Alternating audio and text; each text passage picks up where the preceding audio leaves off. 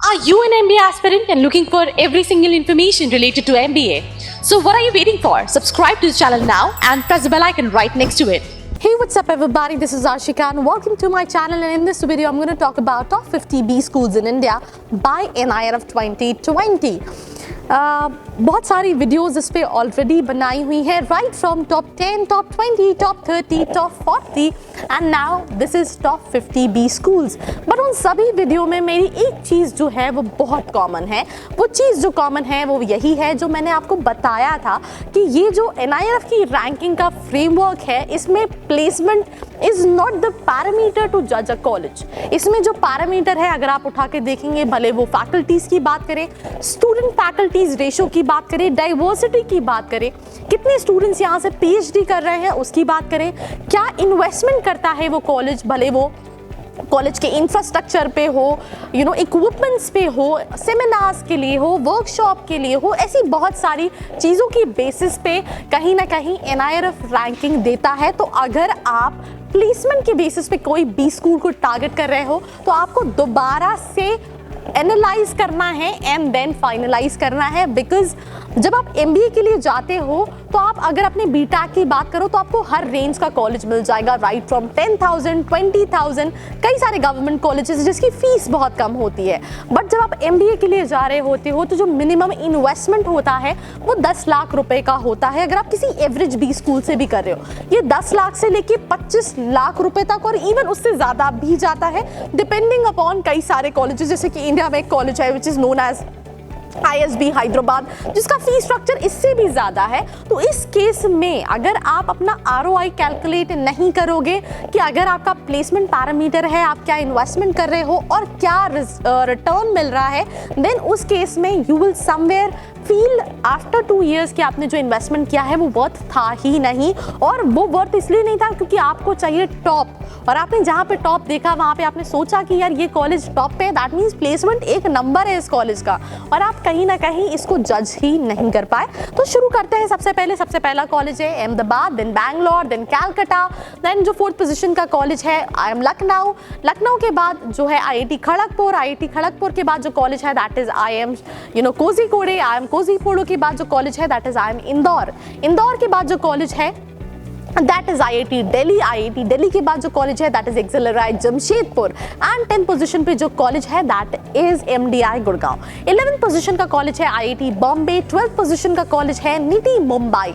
13th position का college है IIT Roorkee. 14th position का कॉलेज है IIT मद्रास। 15th पोजीशन का IIM Trichy. Then 16th position पे IIT कानपुर है। 17 पे है IIM उदयपुर। 18 पे SP जैन है मुंबई का। 19th पोजीशन पे जो कॉलेज है that is IIM Raipur. 20th position पे जो कॉलेज है दैट इज IIM रांची। ये 20 कॉलेजेस की लिस्ट मैंने आपको बता दी। ये कॉलेजेस फिर भी कहीं ना कहीं आप रिलाई कर सकते हो, because majority of colleges are either IITs और IIMs।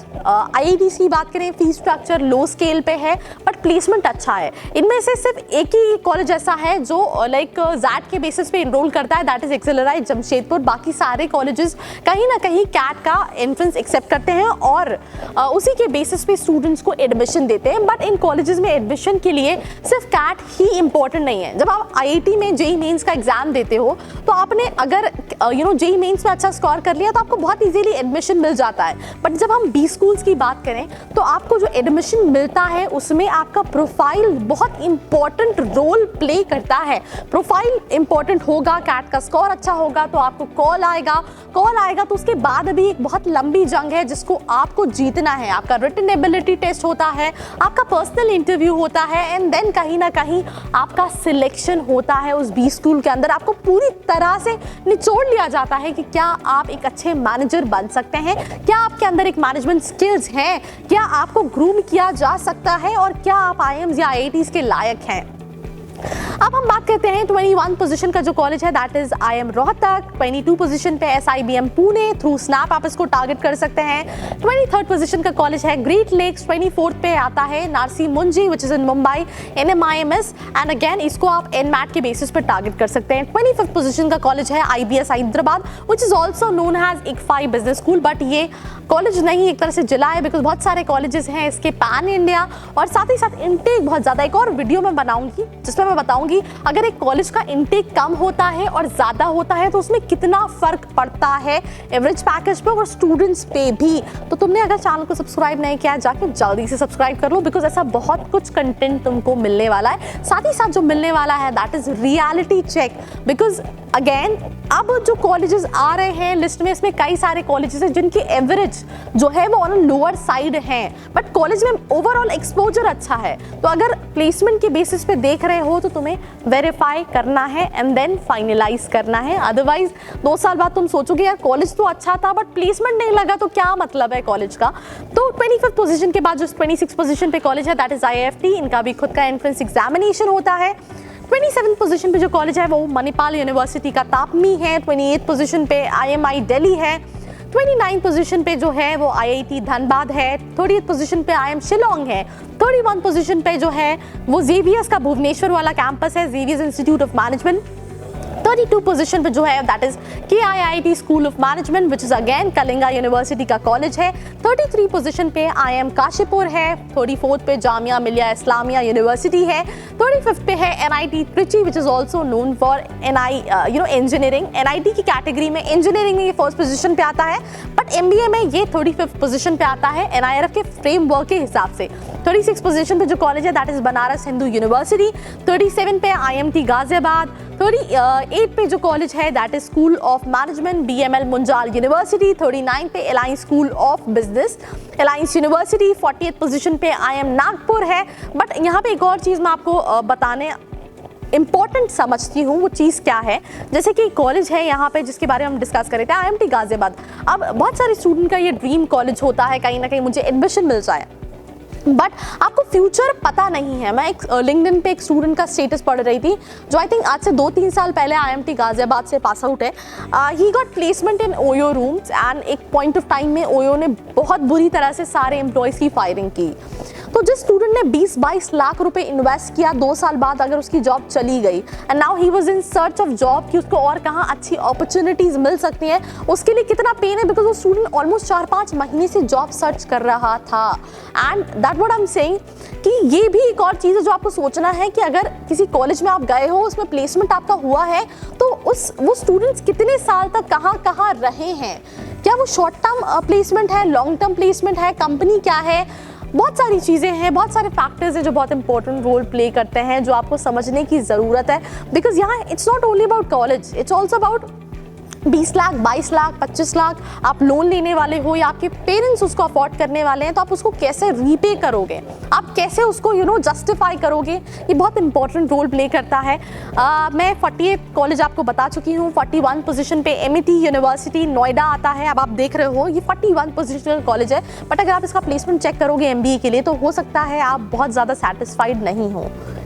Again I am saying बहुत ज़्यादा सेटिस्फाइड नहीं हो, बिकॉज ये इंजीनियरिंग के लिए नोन कॉलेज है। भीड़ कॉलेज में बहुत ज़्यादा है, इंफ्रा बहुत अच्छा है, सारी चीज़ें अच्छी हैं, बट प्लेसमेंट वाइज तुम गायब हो जाओगे। तो मैं वही कह रही हूँ कि अगर तुम टॉप की लिस्ट देख रहे हो और वो टॉप तुम इस बेसिस पे देख रहे हो कि मुझे प्लेसमेंट चाहिए, तो यार लिस्ट ये नहीं हो सकती है तुम्हारे लिए सही। कोई भी हेल्प चाहिए यार अगर तुम्हें मेरी, तो नीचे नंबर दिया है, कॉल मैसेज या व्हाट्सएप करके पता कर सकते हो। एक फॉर्म का लिंक दिया है जिसको फिल आउट करके भी आप डिटेल्स ले सकते हैं। 42 पोजीशन पे कॉलेज है that is Punjab university. This is literally a good college जिसको आप देख सकते हो। 4 स्कूल ऑफ मैनेजमेंट है 43rd पोजीशन पे। 44 पे जो है दैट इज निर्मा यूनिवर्सिटी का institute of management. 45th position पे है अलीगढ़ मुस्लिम यूनिवर्सिटी। 46 पोजीशन पे है PSG college of technology. 47 position पे है Birla institute of management and technology. 48 position पे है Goa institute of management. 49 position पे है LPU university lovely professional university and 50 position पे जो है दैट इज लीबा Loyola institute of business and administration. अब मुझे यहाँ पे मोर देन 15 कॉलेजेस ऐसे मिले हैं जिनकी एवरेज अगर आप देखोगे तो बहुत ही कम है जितना इन्वेस्टमेंट आप कर रहे हो, मतलब आपको ROI कहीं ना कहीं नहीं मिलेगा। which also includes for LPU also. There's a huge difference in a university and in a B school. तो आपको ये भी सोचना है कि आप यूनिवर्सिटी में जाना चाहते हो या फिर आप बी स्कूल के अंदर जाना चाहते हो, उसमें क्या फ़र्क है, उस पर भी वीडियो बनेगा। तो यार चैनल को सब्सक्राइब करना नहीं भूलना है। बाकी अगर तुम रिस्क नहीं लेना चाह रहे हो, तुम चाहते हो कि तुम्हारी प्रोफाइल के हिसाब से प्लेसमेंट वाइज तुम्हें कॉलेज बताया जाए, तो यार नीचे नंबर है, बिल्कुल जाके पूछ सकते हो, पूछो हक से, जो हमारी टैगलाइन भी है। और मेरी जो टैगलाइन है फर्स्ट एनालाइज देन फाइनलाइज, ये भी बहुत इंपॉर्टेंट है, जो कि तुम्हें हेल्प करेगी तुम्हारे सही बी स्कूल को टारगेट करने के लिए। This was all about this video. I hope आपको ये वीडियो पसंद आया है तो लाइक करना है, शेयर करना है और चैनल को सब्सक्राइब करना है। Are you an MBA aspirant and looking for every single information related to MBA? So what are you waiting for? Subscribe to the channel now and press the bell icon right next to it.